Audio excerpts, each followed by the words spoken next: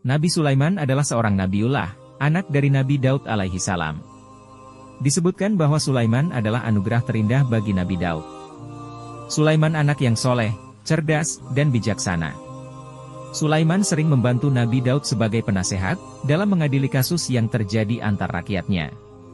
Setelah Daud wafat, Sulaiman melanjutkan memimpin kerajaan. Pada suatu hari, Sulaiman berdoa kepada Allah. Sulaiman minta diberi kerajaan yang tak akan pernah lagi dimiliki oleh seorang pun di muka bumi. Allah mengabulkannya. Sulaiman mempunyai sebuah kerajaan yang pasukannya terdiri dari manusia, hewan, hingga jin dan setan. Dia diberi anugerah oleh Allah untuk menundukkan manusia, hewan, dan para jin tersebut. Pada suatu hari, Nabi Sulaiman mengumpulkan seluruh pasukan kerajaannya. Akan tetapi, di antara barisan para hewan, dia tak melihat burung hudhud. Sulaiman bertanya, "Kemanakah hudhud?" "Aku tak melihatnya di antara barisan pasukan." Lalu dia berkata, "Jika dia tak segera datang menghadap, maka aku akan menghukumnya dengan berat, atau akan kusembelih," seru Sulaiman dengan tegas. Tak lama sejak itu, datanglah hudhud yang terbang entah dari mana, hinggap di sebuah pohon dekat Nabi Sulaiman. Tak panjang lebar, hudhud berkata, "Wahai Sulaiman, sesungguhnya aku tahu apa yang engkau tidak tahu. Aku datang dari negeri Sabah dengan sebuah berita yang jelas.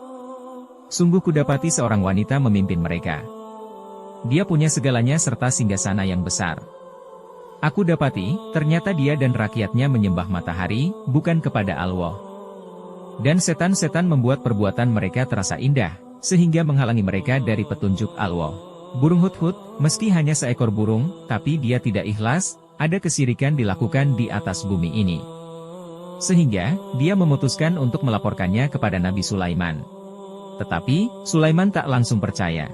Dia berkata, "Akan kita lihat apakah kamu benar atau berdusta." Lalu, Sulaiman menuliskan selembar surat. Kemudian dia memberi tugas kepada hudhud. Sulaiman berkata, "Ini, bawalah surat ini kepadanya.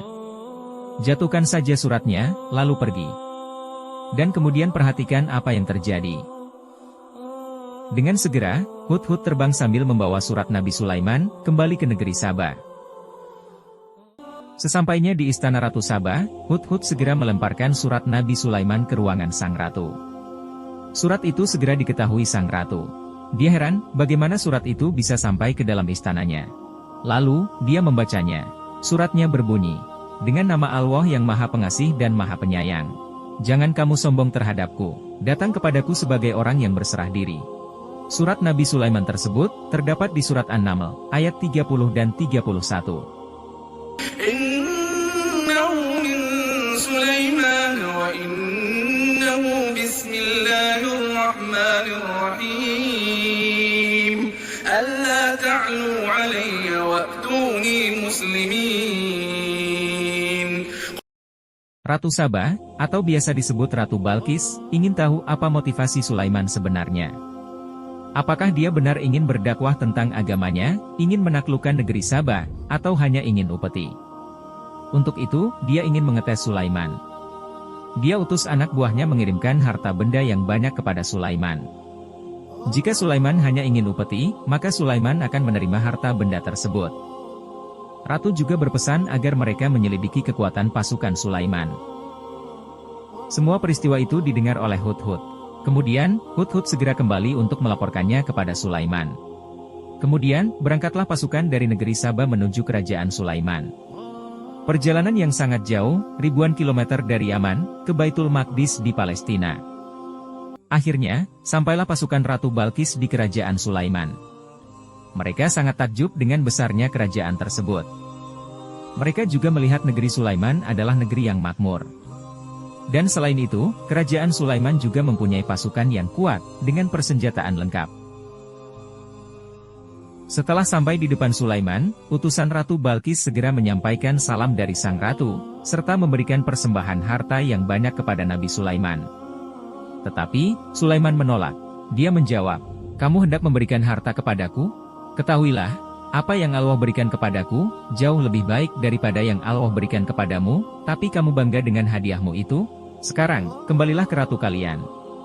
Katakan padanya, aku akan datangi kalian dengan bala tentara yang tak akan bisa kalian kalahkan. Kalian akan terusir dari negeri kalian sebagai orang-orang yang terhina.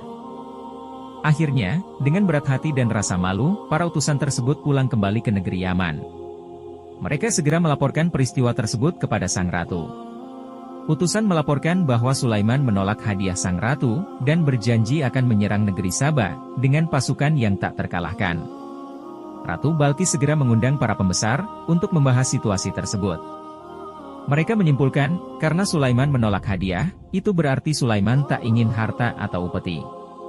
Sulaiman hanya ingin ratu dan rakyat negeri Sabah untuk tunduk dan masuk agama Sulaiman. Akhirnya, karena takut dengan kekuatan kerajaan Sulaiman, mereka memutuskan, agar sang ratu pergi ke kerajaan Sulaiman dan tunduk pada kemauan Sulaiman. Sementara itu, di kerajaan Sulaiman, sang raja sedang menyusun sebuah rencana.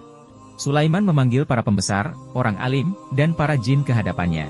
Sulaiman berkata, Ratu negeri Sabah sedang menuju ke negeri kita. Aku ingin membuatnya terkesan dan takjub.